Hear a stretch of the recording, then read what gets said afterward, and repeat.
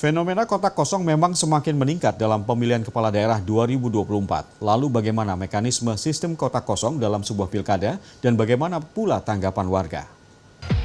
Secara hukum, keberadaan kotak kosong memang sah.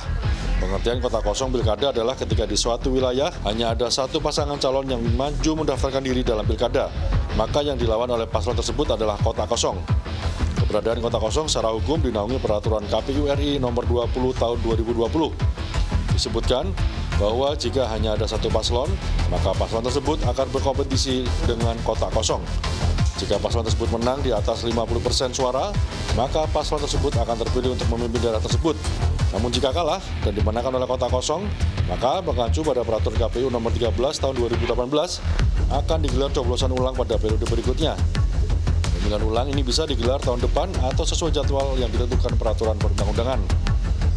Berbeda dengan bursa pemilihan gubernur dan wakil gubernur di Jawa Timur yang sampai diikuti oleh 3 pasangan calon, di level tingkat 2, ada 5 kabupaten kota di Provinsi Jawa Timur yang hingga penutupan pendaftaran 29 Agustus lalu masih hanya ada paslon tunggal. 5 daerah tersebut adalah Kabupaten Trenggalek, Ngawi, Gresik, Kota Pasuruan, dan Kota Surabaya.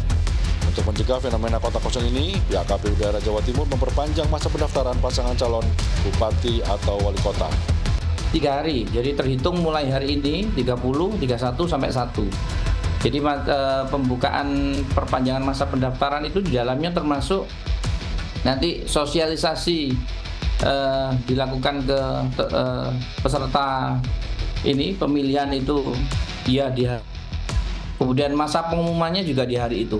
Dengan keluarnya aturan MK nomor 60 terkait batas suara sah parpol untuk mengusung calon secara mandiri, KPU Jawa Timur berharap para parpol dari 5 kota tersebut memanfaatkan momentum perpanjangan untuk mengotak-atik paslon agar tidak sampai terjadi kotak kosong.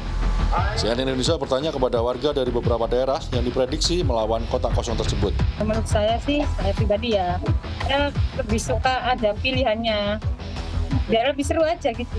Menurut saya satu aja, gak apa-apa, yang penting bagus. Lebih memilih beberapa paslon dengan alasan masyarakat punya banyak pilihan.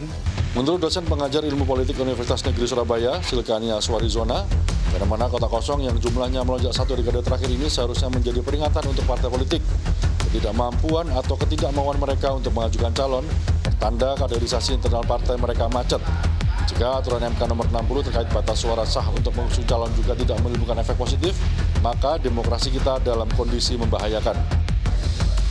Alasan utamanya bukan pada masyarakat, tapi memang pada para elit politiknya, bahwa memang hari ini terjadi politik kartel yang begitu terang-terangan ya. Jadi partai-partai politik atau elit politik ini bekerja sama menjaga kekuasaan mereka dan mereka berusaha untuk mengurangi kompetisi politik itu yang pada akhirnya masyarakat tidak punya pilihan. Jadi bukan masyarakat yang apatis, tapi memang mereka tidak diberikan pilihan. Kegagalan partai politik dalam kaderisasi calon pemimpin daerah akan menempatkan demokrasi pada titik terendah. Minimnya pemimpin daerah yang berkualitas akan membuat masyarakat menjadi korban. Sikanya menambahkan, jika memang harus menghadapi kotak kosong, masyarakat diminta untuk tidak apatis dan meneliti dengan seksama siapa dan apa program yang ditawarkan paslon tersebut. Jika dirasa ada yang ganjil, maka dia mempersilahkan masyarakat untuk memilih kotak kosong saja. Ganjar Wicaksono, Andreas Wicaksono, Surabaya, Jawa Timur.